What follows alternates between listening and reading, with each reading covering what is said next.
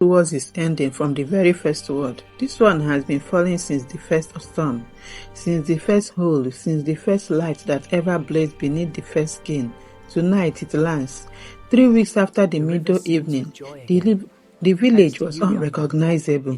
The river ran clean. The fields were greening. The children were back in the rows. Something that had been missing had quietly returned, and the boy moved through all of it. The way morning light moves through a room, touching everything, warming and everything, staying nowhere too long. Across the mere, Serafine and Kael stood at the river's edge and looked at the village. The water ran differently, now less black, catching the morning light in ways it hadn't done in years. Serafine made a low sound, not quite a howl. Kael answered it. Tonight was coming. They had both known it since the morning the boy left the ridge with his wings in the sunrise. Dorak lit the forge and kept it lit. On the 4th day he said, without looking up, "Do you want to learn?" The boy said simply, yes.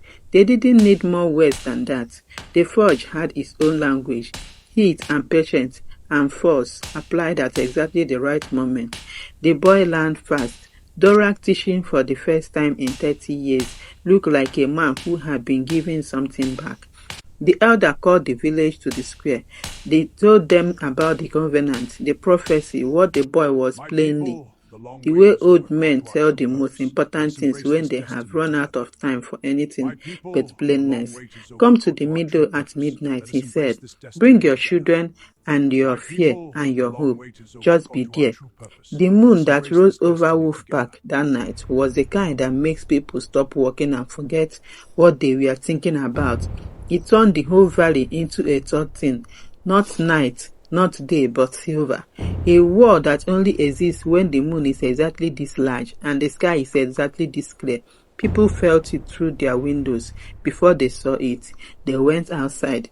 They came, every one of them, oldest to the youngest, with their lanterns and their breath in the cold air, and the particular silence of people moving towards something they don't fully understand, but feel in their bones is right.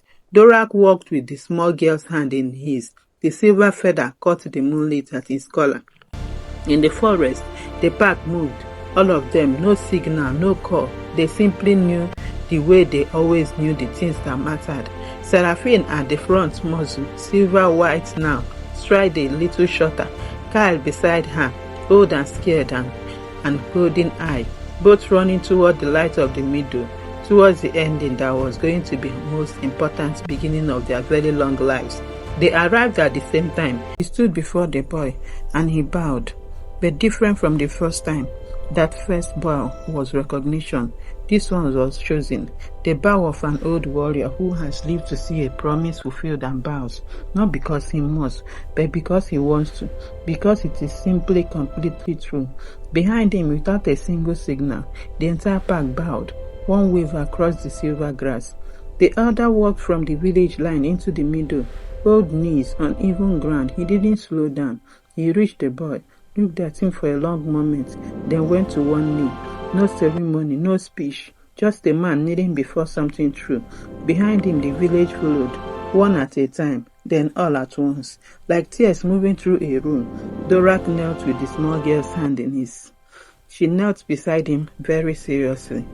He looked around at all of it, then he spoke, not loudly. He said, "You were never separated. The fear made it seem so. The forgetting made it seem so. Underneath everything you built and feared and forget, you were always the same earth, always the same air. The door between these walls was never locked, it was only closed, and it is open now. It will not close again." Then the wings opened, all the way for the first time, fully, completely, without reservation. The light his mother had carried beneath her skin her whole life blazed outward from him in every direction across the silver meadow, over the bowed wolves, over the kneeling village.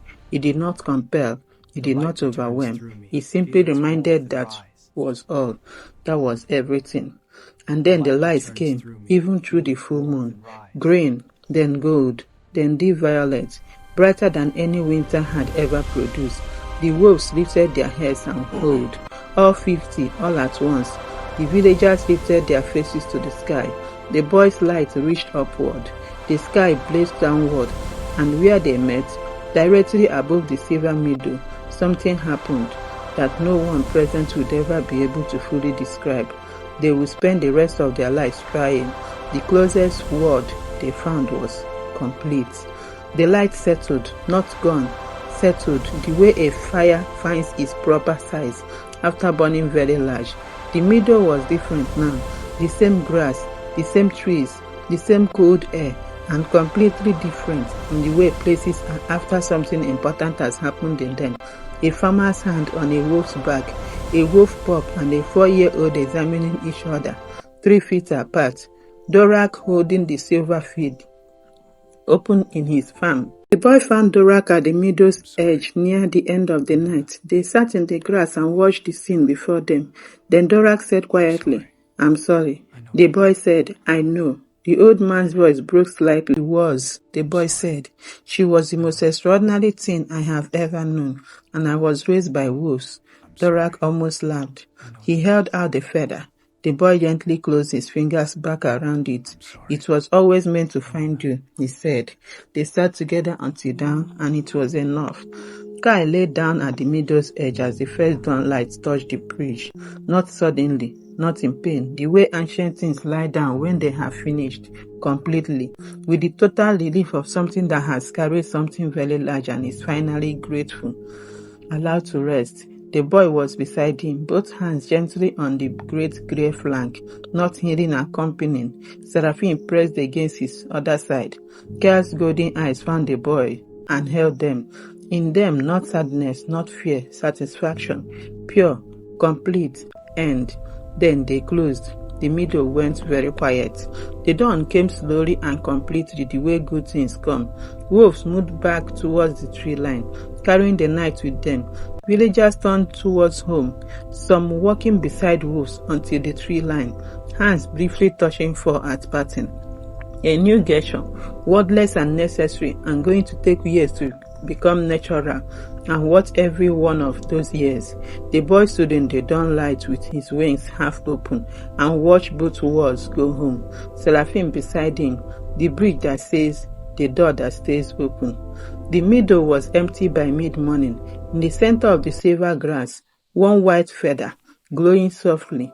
A butterfly landed, lifted away. The feather stayed on both sides of the mere, in the silver forest and in the warm meadow village. Something that had been missing for a very long time had quietly, completely come home. He was never cursed. He was never lost. He was always exactly where the universe needed him to be. Some children are not born to one world.